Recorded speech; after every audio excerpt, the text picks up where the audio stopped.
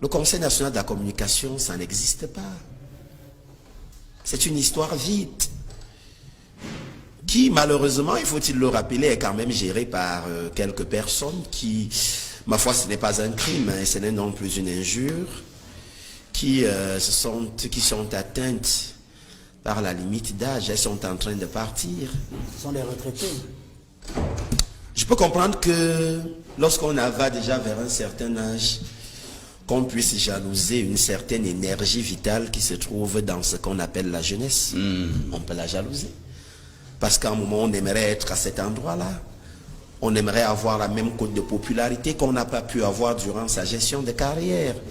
Mais il y a une question que je me pose, généralement.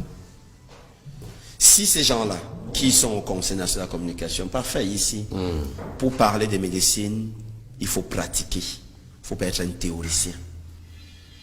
Combien sont-ils au CNC qui pratiquent le métier? Celui qui est à la tête du CNC peut-il encore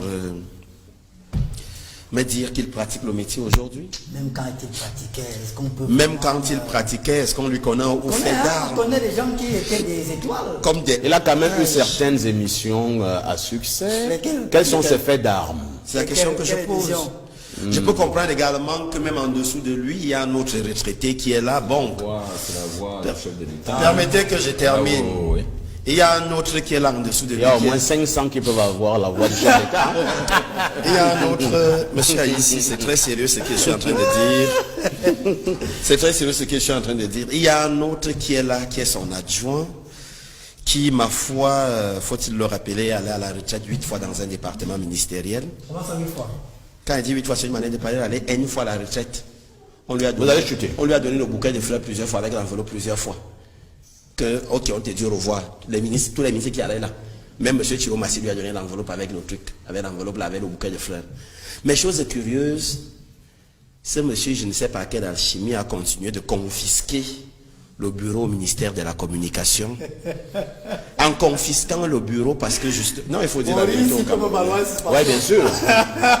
A continué de confisquer le bureau au ministère de la Communication pour la simple et unique raison que le bureau qu'il occupait à l'époque avait certains privilèges honorifiques relativement à la couverture des événements comme le 20 mai par la presse privée ou encore des événements du côté du Palais de l'Unité. Donc il voulait rester avec ces honneurs-là. J'ai dit Très bien. non.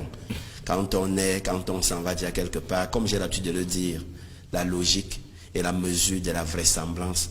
Pour avoir dit à l'antenne, 0 journaliste, donc s'il dit maintenant 0 avocat, s'il dit maintenant 0 journaliste, on me suspend. Marcel ne le dit plus. Je le dis donc. Marcel 0 va te journaliste. suspendre. Oh, Marcel sera le prochain à être suspendu. Je suis dans le regret d'annoncer que tu seras suspendu.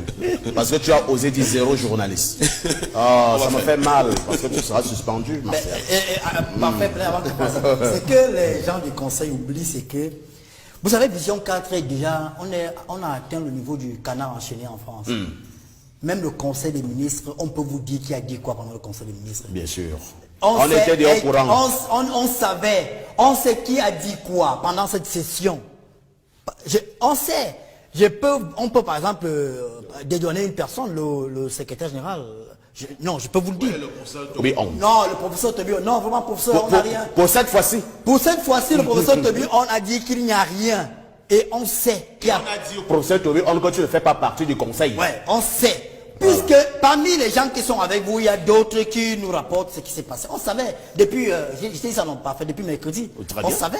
Et lorsque j'apprends même les informations que nous avons eues de certaines personnes qui ont osé militer en menaçant que si on ne suspend pas et démissionne, vraiment, sur le plan journalistique, quelle minceur. Sur le plan éthique, quel problème. On ne donnera pas les noms aujourd'hui, hein, mais ils se reconnaîtront. Et il y en a d'autres là-bas, je sais pas, quand vous la voyez, vous avez l'impression que c'est une personne qui prend du chanvre. Non, vous n'allez pas le dire. Vous avez l'impression que c'est une personne qui prend du chanvre. Vous avez l'impression que la personne n'est pas équilibrée et tout ça, mais qui vient vous donner des leçons. On a vu cette personne insulter le président de la République sur les plateaux de télévision pendant au moins 10 ans dans ce pays. Maintenant, qui vient vous donner des leçons de journalisme. Vraiment, le pays est dans la rue. Alors,